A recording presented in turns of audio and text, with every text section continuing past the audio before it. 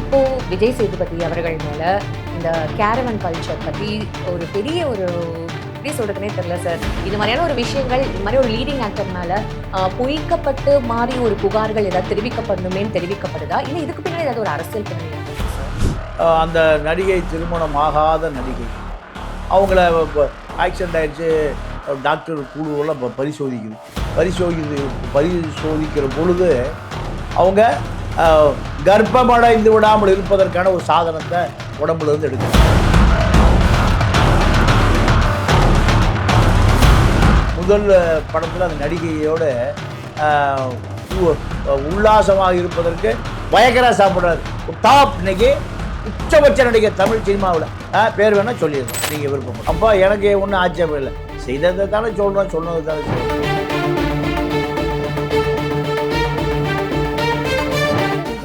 அவர்கள் மேல எந்த மாதிரியான ஒரு காசிப்ஸும் இல்லாம தானே சார் இருந்தது? ஒரு நல்மதிப்பு இருந்தது, நிறைய உதவிகள் செய்வாரு அப்படின்ற மாதிரி இருந்தது. தெரியாத ஆஃப் ஸ்கிரீன்ல நிறைய விஷயங்கள், பிஹைண்ட் த ஸ்கிரீன்ஸ் நிறைய விஷயங்கள் செய்கிறார் அப்படின்னு சொல்லிட்டு பெண் பத்திரிகை நிருபர், நான் ரொம்ப டயர்டாக இருக்கேன், இப்போ தான் நீல்முருகன் போகிறாரு, நீங்கள் நாளைக்கு வாங்க.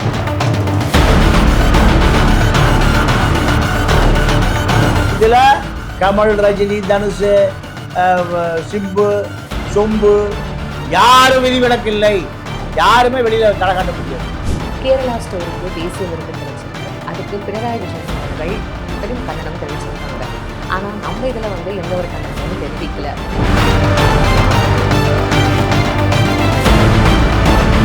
But at the same time இது ஒரு மத சம்பந்தப்பட்ட ஒரு விஷயத்தை புண்படுத்துற மாதிரி இருக்கு.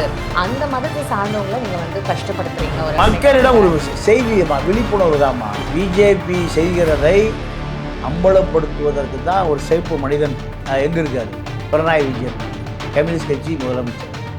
அவருக்கு தான் உடனடியாக கோபம் வரும்.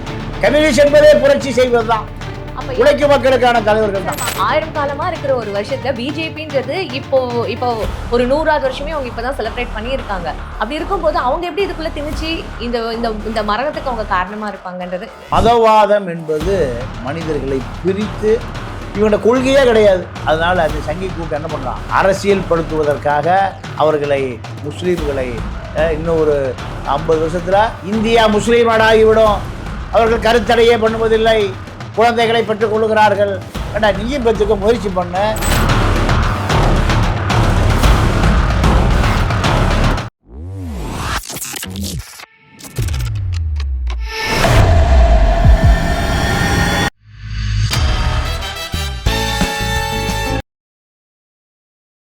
பிபிடி சினிமா நேயர்கள் அனைவருக்கும் வணக்கம். இன்னைக்கு நம்மளோட மூத்த பத்திரிகையாளர் தமிழா பாண்டியன் சார் இருக்கார நிகழ்ச்சிக்கு போகலாம். சார் வணக்கம். எப்படி சார்? நல்லா இருக்குமா. இப்போ விஜய் சேதுபதி அவர்கள் மேல இந்த கேரவன் கல்ச்சர் பத்தி ஒரு பெரிய ஒரு எப்படி சொல்றதுனே தெரியல சார். இது மாதிரியான ஒரு விஷயங்கள், இது மாதிரி ஒரு லீடிங் ஆக்டர் மேல பொய்க்கப்பட்டு மாறி ஒரு புகார்கள் ஏதாவது தெரிவிக்கப்படணுமேன்னு தெரிவிக்கப்படுதா, இல்லை இதுக்கு பின்னாடி ஏதாவது ஒரு அரசியல் பின்னணி இருக்குமா சார்?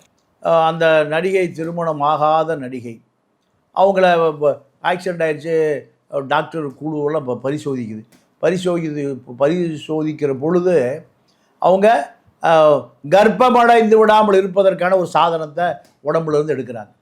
அப்போது நீங்கள் நம்ம பெரிய உச்ச நடிகை, குழந்தை குட்டிய குடும்பத்தோடு இருக்குது. இதெல்லாம் அந்த காலத்தில் வந்த செய்தி. ரெண்டாவது, ஒட்டுமொத்த நடிகைகளுமே ஐரோப்பாவுக்கு போவாங்க கலை நிகழ்ச்சி. டாப் நடிகை, நான் எல்லாத்தையுமே சொல்கிறேன், இது யாரும் தப்ப முடியாது, விதிவிலக்கே இல்லை. அத்தனை நடிகைகளும் பேர் வேணா சொல்லட்டுமா? வேண்டாம். அதான் இல்லை சகோதரிகள். எனக்கு ஒரு மூத்த வழக்கறிஞர் பாப்பா மோகன் சொன்னார், பாவம் நடிகைகள், அவர்களும் பெண்கள் தானே, சமூக அழுத்தத்தின் காரணமாக அவர்கள் இந்த மாதிரி ஒரு சூழ்நிலையில் மாட்டிக்கொள்ள. எனக்கு நயன்தாரா மேலே ஒரு பெரிய அனுதாபம் உண்டு, அந்த பொண்ணு மேலே. ஏன்னா பல நடிகைகளை அந்த பொண்ணு, அந்த அம்மா திருமணம் பண்ணுறதுக்கு விரும்புது. ஆனால் எல்லாருமே 3 மாதம் தான் லவ் பண்ணுறான், அப்புறம் விரட்டி விட்டாராம். 3 மாதத்தில் அவர்களுடைய ஆசை பேராசை எல்லாம் தீர்ந்து போகுது. இப்படி அந்த அம்மா கடைசியாக விக்னேஷ் சிவனிடம் போய் அந்த அம்மா செட்டில் ஆயிடுச்சு. பிரபலமான பழைய பெரிய நடிகர்கள்லாம் அந்த அம்மாவுடைய கனவு தொழிற்சாலையில் அவர்களோடு அந்த அம்மா தொடர்பு இருந்தது. அப்போ இப்படி தான் நம்ம எடுத்துக்க வேண்டியிருக்கு. அதனால் ஏதோ விஜய் சேதுபதி மட்டும் கேரவனுக்கு கூப்பிட்டா சொல்ல முடியாது. ஒரு உச்சபட்ச நடிகர்மா. அவர் சிங்கப்பூர் எலிசபெத் ஆஸ்பத்திரியில் போய் சிகிச்சை எடுத்தார். என்னன்னு கேட்டால் முதல் படத்தில் அந்த நடிகையோட உல்லாசமாக இருப்பதற்கு பயங்கர சாப்பிட்றாரு. ஒரு டாப் இன்னைக்கு உச்சபட்ச நடிகர் தமிழ் சினிமாவில். பேர் வேணால் சொல்லிடுறேன் நீங்கள் விருப்பப்பட்ட. அப்போ எனக்கு ஒன்றும் ஆட்சேபம் இல்லை. செய்ததை தானே சொல்கிறேன், சொன்னதை தானே செய்கிறேன். அந்த டாப் நடிகர் இன்றைக்கி அவர் தான் சூப்பர் நடிகர். எங்கே போய் வைத்தியம் பார்த்தாரு? சிங்கப்பூர் எலிசபெத் மருத்துவமனையில் வைத்தியம் பார்த்தார். இப்படி தான் கமலஹாசனை பற்றி சொல்லணும்னா, சார் விஜய் சேதுபதி அவர்கள் மேலே எந்த மாதிரியான ஒரு காசிப்ஸும் இல்லாமல் தானே சார் இருந்தது? ஒரு நல்மதிப்பு இருந்தது, நிறைய உதவிகள் செய்வார் அப்படின்ற மாதிரி இருந்தது. தெரியாத ஆஃப் ஸ்க்ரீனில் நிறைய விஷயங்கள், பிஹைண்ட் த ஸ்க்ரீன்ஸ் நிறைய விஷயங்கள் செய்கிறார் அப்படின்னு சொல்லிட்டு அவர் மேலே ஒரு நல்ல மதிப்பு தானே சார் இருந்தது. அதை இப்போ இந்த நல்ல மதிப்பு தானே அவருக்கு பின்னணியில் இப்படி ஒரு மதிப்பு இருந்திருக்கு. அப்படி ஒரு அதுக்கு ப்ரூஃப்ன்றது எதுவும் இல்லை, எதுக்குமே ப்ரூஃப் இல்லை. இதுக்கெல்லாம் ப்ரூஃபே கிடையாது. இதெல்லாம் புல்லட் ப்ரூஃபாக வச்சுக்க முடியும்? இல்லை. அப்போ இல்லைம்மா நீங்கள் அப்புறம் ஃபோட்டோஸ் எடுத்தது இல்லை, அதாவது எல்லாம் வரும். நீங்கள் திரு சிவகுமாரை சொல்லுவாங்க, ரொம்ப நேர்மையான, எந்த கிசு மாட்டிக்கொள்ளாதவர். அப்புறம் அடுத்து ராஜேந்திரன் சொல்லுவாங்க. ரெண்டும் தான் சார். இப்போ பார்த்தா சூர்யா, கார்த்திக் அவங்களோட பசங்களும் அப்படி தானே சார் இருக்காங்க. எந்த ஒரு கிசுலையும் மாட்டல இல்லை சார். இல்லை, எனக்கு சிவகுமாரோடு அதை நிறுத்திக்க வேண்டியதாக இருக்குது. சூர்யா கார்த்திகெல்லாம் தொடர்ச்சியாக முடியாது. நீங்கள் ஜோதிகாவை திருமணமே பண்ண வேண்டான்னு ஒத்த காலில் நிற்கிறாரு சிவகுமார். ஆனால் அவர் ஜோதிகாவை திருமணம் செஞ்சிட்டாரு. அதுக்கு பின்னாடி பல சர்ச்சை இருக்குது. இப்போ அவங்களும் குழந்தை குட்டியோடு போயிட்டாங்க. அதனால் அவர்களையும் நம்ம விமர்சிக்கக்கூடாது. ஜோதிகாவை சுற்றி பல சர்ச்சைகள் இருக்குது. அதே போல் கார்த்தியை சுற்றி பல சர்ச்சைகள் இருக்குது. நீங்கள் தந்தியை நிறுத்தி விடலாம், வதந்தியை நிறுத்தவே முடியாது. அப்போ சினிமா நடிகர்களும் இந்த பாலியல் பிரச்சனைகளும் தவிர்க்கவே முடியாது. ஸ்ரீரெட்டி ஒரு 100 புகார் சொல்லிட்டு நம்ம கிளம்பிருச்சு. ஸ்ரீரெட்டி ஒரு பாடகர். நீங்கள் ஒரு பாட்டு கச்சேரியில் ஒரு பெண்ணை இணைத்து கொள்ள வேண்டும் என்றால் அவர் தன்னோடு அந்த பெண்ணை பல நாட்களில் இணைத்து கொள்வார். கமலஹாசன் ஏன் அவருடைய பிஆர்ஓ நிகில் முருகனை விரட்டுறாருன்னு கேட்டிங்கன்னா, ஒரு பம்பாயிலிருந்து ஒரு பெரிய பத்திரிகை பேட்டி எடுப்பதற்கு ஒரு பெண் நிருபர் வர்றாங்க. அந்த நிருபர்கிட்ட பேட்டி கொடுக்குறாரு. பேட்டி கொடுத்த கமல் மையம் கொண்டு விட்டார். அந்த அம்மா போக வேண்டாம், அங்கே இருக்க சொல்லுங்கள், அந்த அம்மாவோட எக்ஸ்பென்ஸுக்கு கொடுத்துருவோம், அந்த அம்மாவுக்கு ஒரு கிஃப்டாக ஒரு 10 லட்ச ரூபா கொடுப்போம்னு சொல்லி நிகில் முருகன்கிட்ட கொடுத்து விட்டார். எடுத்து கொண்டு போன நிகில் முருகன் அங்கேயே தங்கிட்டார். ஈசிஆர் இருக்கக்கூடிய பண்ணை வீட்டில் நிகில் முருகன் தங்கி விட்டார். அப்போது கமலஹாசன் போகிறாரு. அந்த பெண் பத்திரிகை நிருபர், நான் ரொம்ப டயர்டாக இருக்கேன், இப்போ தான் நிகில் முருகன் போகிறாரு, நீங்கள் நாளைக்கு வாங்கணும் தான்.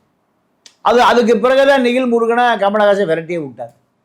இதில் கமல், ரஜினி, தனுஷ், சிம்பு, சொம்பு யாரும் விதிவிலக்கில்லை. யாருமே வெளியில் தலை காட்ட முடியாது. கேரளா ஸ்டோரிக்கு தேசிய விருது கிடைச்சிருக்கு. அதுக்கு பினராயி விஜயன் அவர்கள் பெரும் கண்டனம் தெரிவிச்சிருக்காங்க. ஆனால் நம்ம இதில் எந்த ஒரு கண்டனமும் தெரிவிக்கலை. இது ஒரு படமாக பார்க்கலாமே, இது ஏன் நீங்கள் வேறு மாதிரி பார்க்கணும் அப்படின்னு சொல்லிட்டு ஒரு தரப்பட்ட விமர்சனங்களும் இங்கே இருக்குது. But at the same time இது ஒரு மத சம்மந்தப்பட்ட ஒரு விஷயத்தை புண்படுத்துகிற மாதிரி இருக்குது. அந்த மதத்தை சார்ந்தவங்களை நீங்கள் கஷ்டப்படுத்துகிறீங்க, அந்த மாதிரியான ஒரு இதுவாக இருக்குது. ஸோ இந்த படத்துக்கு நீங்கள் கொடுத்துட்டீங்க அப்படின்னா அது ரொம்ப தப்பான ஒரு நோக்கத்தோட பார்க்கப்படுமே அப்படின்றது தான் இப்போ பேசப்படுற ஒரு விஷயம். இதுக்கு பின்னாடி என்ன சார்? இல்லைம்மா, பிஜேபியை பொறுத்த வரைக்கும் இந்தியா முழுக்க மத துவேஷத்தை, மத வெறுப்பை விதைத்து ஆட்சிக்கு வருவதற்கான ஒரு பயங்கரவாத அமைப்பு தான் பிஜேபி, ஆர்எஸ்எஸ். பயங்கரவாத அமைப்பு. நீங்கள் இந்த படத்தை நீங்கள் தயார் பண்ணுங்கள், 500 கோடி ரூபா சும்மா வச்சுக்கங்க. அந்த படம் ஓடினாலும் சரி ஓடலாலும் சரி. எவ்வளவு? 500 கோடி. என்னென்னா கோயமுத்தூர் குண்டு வெடிப்பு, முஸ்லீம்கள் திட்டமிட்டு குண்டு வெடித்து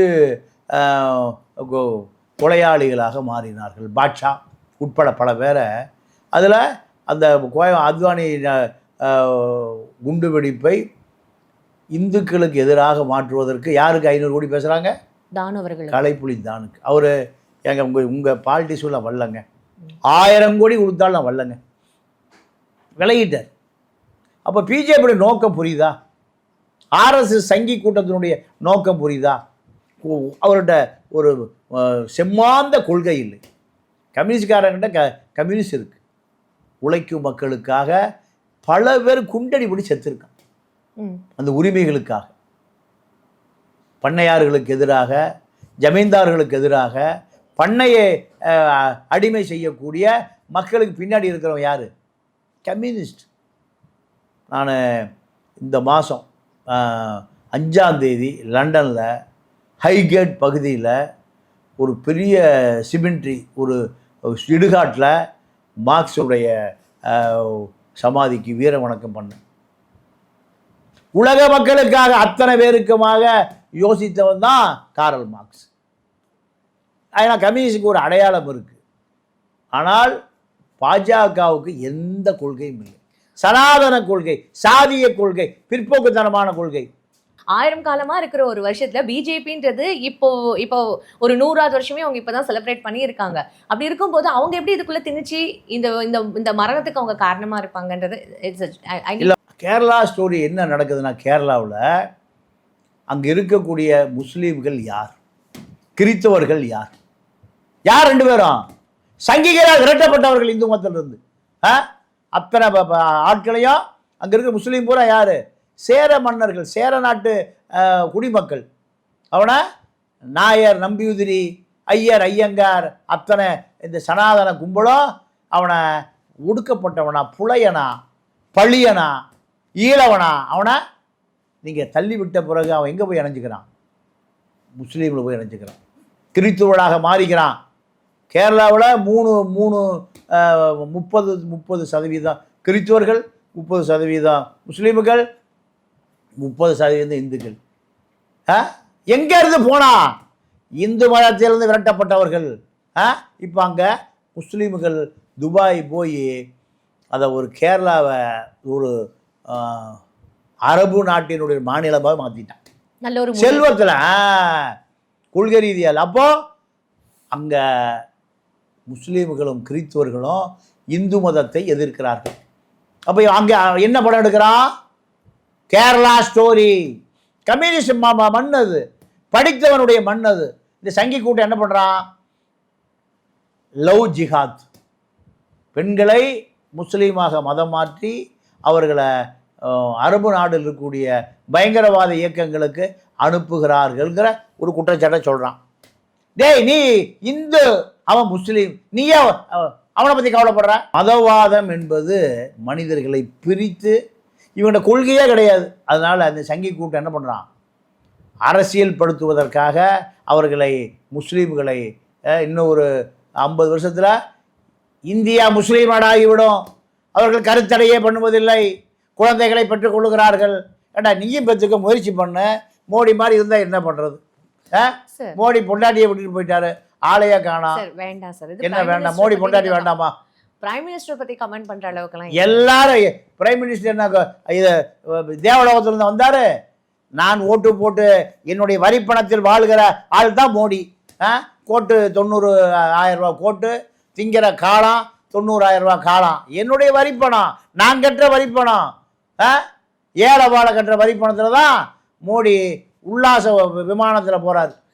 இப்போ ஓகே சார், இந்த கேரளா ஸ்டோரியில திருப்பி வரும்போது, இந்த கேரளா ஸ்டோரி இந்த தேசிய விருதுக்கு இவர் கண்டனம் தெரிவிச்சிருக்காரு. இப்போ அதனால அதை வந்து ஸ்டாப் பண்ணிடுவாங்களா? கண்டிப்பா பண்ண மாட்டாங்க. அப்போ என்ன மாதிரியான ஒரு இம்பாக்ட் கிரியேட் பண்ணணும்? மக்களிடம் ஒரு செய்தியமா, விழிப்புணர்வு தாம்மா. பிஜேபி செய்கிறதை அம்பலப்படுத்துவதற்கு தான் ஒரு சிறப்பு மனிதன் எங்கே இருக்கார்? பினராயி விஜயன், கம்யூனிஸ்ட் கட்சி முதலமைச்சர்.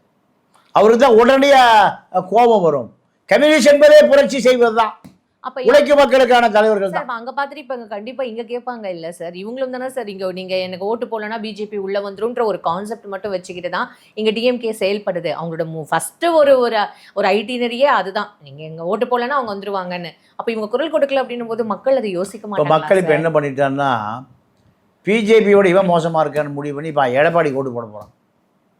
பிஜேபி திமுக இரண்டும் பார்த்தா பிஜேபி அதிமுக ஆட்சிக்கு வந்தால் அஜித் குமார் அடிச்சே கொள்ள மாட்டான். ரேஞ்ச் ரோவர் காரில் மூட்டை தூக்குறதுக்கு வந்த கேகே நகர் தனசேகர் பேரன் ஏற்றி கொண்டுட்டு இதெல்லாம் டிராஃபிக் கேஸில் போட்டிருக்கடா. பண்ணை வீட்டில் போய் குஜாலா படுத்துக்கிட்டான். செத்து போன உறவினர்கள் 100 பேர் சாலை மறியல் பண்ணுறான். 3 நாள் தொடர்ந்து போராடுறான். அதற்கு பிறகுதான் திமுக அதை கொலை வழக்காக மாற்றுது. இப்போ ஒரு கொலை வழக்காக மாற்றுவதற்கு செத்து போனவனுடைய சொந்தக்காரன் 100 பேர் ஒன்று திரண்டு வர வேண்டியது இருக்குது. ஃபைன் சார், உங்களோட கணிப்பு எப்படி இருக்குது அப்படின்றத வரப்போகிற தேர்தல் தான் வந்து அது முடிவு பண்ணும். இன்னும் ரொம்ப நாள் கிடையாது, இன்னும் 6 மாதம் தான் தேர்தலுக்கு இருக்குது. இன்னும் என்ன மாதிரியான விஷயங்கள் இந்த அரசியல் களம் எப்படி மாறப்போகுது அப்படின்றத நம்ம பொறுத்திருந்து பார்க்கலாம். நிறைய விவாதிப்போம் சார். உங்கள் நேரத்துக்கு ரொம்ப நன்றி. வணக்கம்.